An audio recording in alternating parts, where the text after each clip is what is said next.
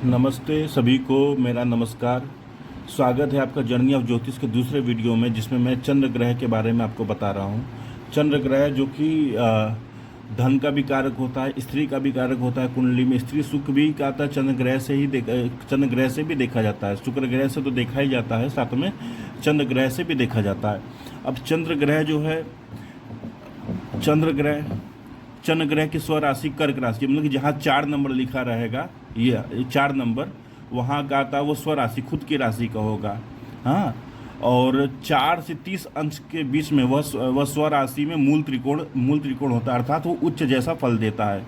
यही चंद्र ग्रह स्वक्षेत्री नहीं होता है। जैसा कि मैंने आपको बताया था पिछले वीडियो में कि सूर्य का स्वक्षेत्री होता है, लेकिन चंद्र ग्रह स्वक्षेत्री नहीं होता है। 4 से 30 अंश तक उसका वो मूल त्रिकोण में रहता है, अपने कर्क राशि में, स्वराशि में उच्च जैसा ही फल देगा। और यहीं आते हैं हम चंद्र के वृषभ राशि में, जो कि 3 अंश तक परम उच्च माना जाता है। और आता है, यही का आता है वृश्चिक राशि में। यही चंद्र वृश्चिक राशि में, एक मिनट, यही चंद्र वृश्चिक में आपका 3 अंश तक परम नीच, सॉरी ये वीडियो बन रहा है इस बीच में। यही चंद्र वृश्चिक में 3 अंश तक परम नीच माना जाता है। सबसे खराब प्रभाव चंद्र का 3 अंश में मिलता है। जातक पागल भी हो सकता है, उसे मानसिक बीमारियां भी हो सकती हैं, भूत प्रेत भी उसको दिख सकते हैं। ऐसा भी देखा जाता है जब चंद्रमा नीच का 6, 8, 12 में बैठ जाएगा। इसके बारे में भी हम आगे बात करेंगे। अब आते हैं हम कि चंद्र वृषभ राशि में 3 अंश का तक का होता है, तो वो क्या लाभ देता है। लाभ, माँ से सुख, स्त्री जाति से सुख मिलता है उससे। स्त्री जाति से का आता है बहुत सहयोग भी मिलता है, उसे सुख भी मिलता है। ऐसे जो चंद्र का था वृषभ राशि में होता है 3 अंश तक का। हमने जैसा सूर्य ग्रह के बारे में बताया था, उच्च नीच मूल त्रिकोण स्वक्षेत्री, ऐसे ही हम कहा था आज चंद्र ग्रह का सभी भावों में आज प्रभाव देखेंगे। यही चंद्रमा जब उच्च का कहता है यहाँ पे बैठेगा, तो जातक बहुत सुंदर चंद्रमा यहाँ पे बैठेगा। अगर चंद्रमा यहाँ पे बैठेगा, वृश्चिक राशि का हो, चाहे अपनी नीच राशि में हो, चाहे उच्च राशि वृषभ राशि में हो, तब भी जातक सुंदर ही होता है। लेकिन मानसिक परेशानियां, मानसिक दिक्कतें, मानसिक रोग ऐसे लोगों को देखा जाता है। पागलपन भी कुछ होता है इनमें पागलपन भी होता है। नार्सिस्ट पर्सनालिटी भी कहीं न कहीं चंद्रमा से भी देखी जाती है। चंद्रमा और राहु जैसे ग्रहों से ही, अगर चंद्रमा और राहु जैसे ग्रह नीच में है कुंडली में, तो जातक नार्सिस्ट पर्सनालिटी का भी होता है। दूसरे भाव में ये चंद्रमा हो तो धन के लिए बहुत अच्छा। जातक इंपोर्ट एक्सपोर्ट के बिजनेस से और कहीं न कहीं जल से कमाई, जल संबंधित कार्य हुआ, इनसे भी कहता कमाई होगा। कि चंद्रमा वृषभ राशि में हो, यहीं पे नीच होगा तो बिल्कुल इसका उल्टा परिणाम होगा। जातक बहुत खर्चीलू होगा, अपने कहता पैसों को संभाल नहीं पाएगा। अकाउंट में कभी उसके पैसे बचेंगे नहीं। तीसरे भाव में यही चंद्रमा वृषभ राशि का है, तो जातक का कॉन्फिडेंट लेवल अच्छा रहेगा। जातक हमेशा साहसी रहेगा, अपने कार्य क्षेत्र में कहता साहस का प्रदर्शन बहुत अच्छा कर पाएगा। यहीं पर अगर चंद्रमा वृश्चिक राशि का हो गया, तो जातक डरपोक होगा, बुज़दिल भी होता है, वो साहस का प्रदर्शन भी नहीं कर सकता है। लेकिन हालांकि तीसरे भाव में नीच ग्रह भी अच्छा परिणाम देते हैं। वो कहता है जातक को सिखा देते हैं, क्योंकि ये उपचय भाव भी है। 3, 6, 8, 11 ये सारे उपचय भाव हैं। अब चौथे भाव में चंद्रमा अगर नीच का है तो उतना खराब परिणाम नहीं देगा। हालांकि वो 3 अंश के कहता है 3 डिग्री के पास ना हो, 19 या 20 डिग्री का हो तो कोई दिक्कत नहीं। चंद्रमा नीच का हो तो कोई दिक्कत नहीं है।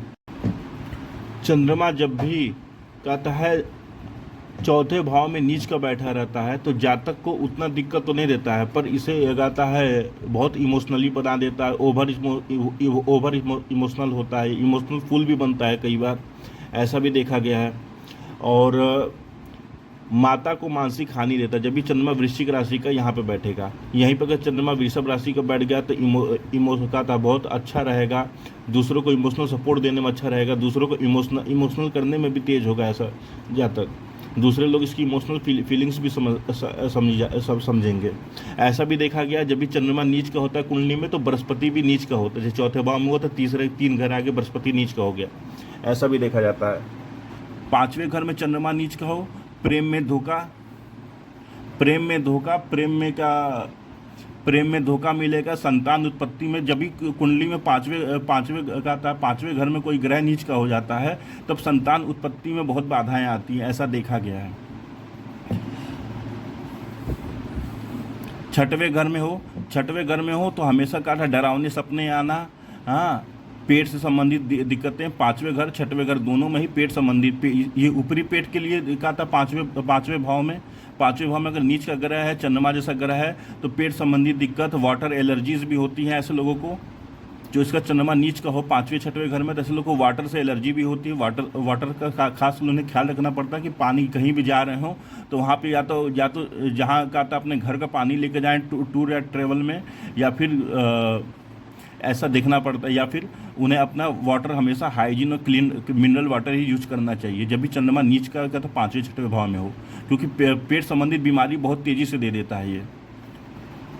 अब 7वें भाव में यही चंद्रमा अगर कहता है नीच का हुआ तो जो जातक की पत्नी होगी वो सुंदर तो होगी लेकिन वो कहीं ना कहीं मानसिक बीमारी का शिकार भी हो सकती है।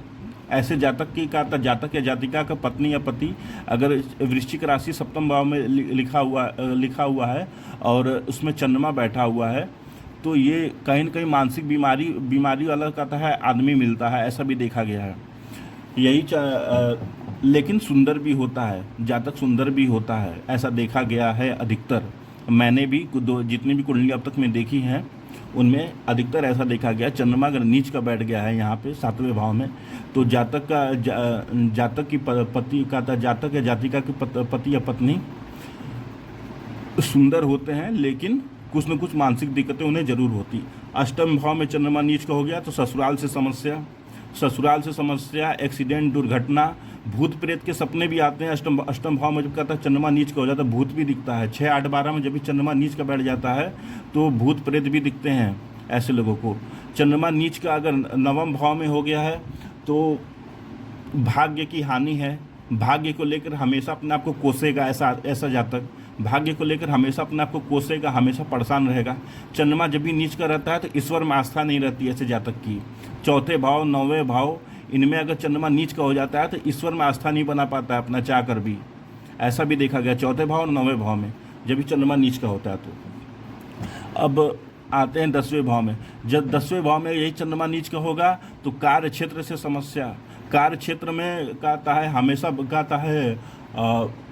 हमेशा इमोशनल अनबैलेंस हो जाना, हमेशा कहता है भावनाओं की हानि होती है। ऐसे लोगों को कहता है हमेशा इनकी भावनाओं को आहत किया जाता है कार्य क्षेत्र में जब भी चंद्रमा नीच का होता है। 11वें भाव में हो तो यही काम क्या आता है, मित्र करते हैं, भावनाओं की हानि करते हैं। ऐसे लोगों के मित्र इनका इस्तेमाल करते हैं, इनके भावनाओं के साथ खेलते हैं, इनके फीलिंग्स के साथ खेलते हैं। 12वें भाव में चंद्रमा नीच का हो तो जेल भी ले जा सकता है। ये चंद्रमा अगर 12वें भाव में नीच का हो तो जेल भी जा सकता है। हालांकि पूरी कुंडली देखने के बाद ही बताया जाता है कि जेल जाने का योग है कि नहीं, क्योंकि बहुत सारी चीज़ें देखी जाएगी। मंगल की भी पोजीशन देखी जाएगी, वृश्चिक राशि का स्वामी जो मंगल है उसकी भी पोजीशन देखनी पड़ेगी कि क्या है, उसके आधार पर बताया जा सकता है कि जातक जेल जाएगा या नहीं। अब इसका उपाय भगवान का शिवलिंग पर जल चढ़ाया जाए। सबसे अच्छा उपाय माना जाता है चंद्रमा के लिए भगवान शिव की पूजा, शिवलिंग पर जल चढ़ाना। ये कहता है नीच के चंद्रमा के लिए सबसे अच्छा उपाय माना जाता है। उच्च का चंद्रमा है तो मोती पहना जाए, मोती पहनेंगे चंद्रमा की ताकत बढ़ेगी। अगर चंद्रमा उच्च का कुंडली बैठा, जहाँ 2 नंबर लिखा होगा वहाँ चंद्रमा उच्च का होता है, जहाँ 8 नंबर लिखा होगा वहाँ चंद्रमा होगा तो वहाँ पर चंद्रमा नीच का माना जाता है।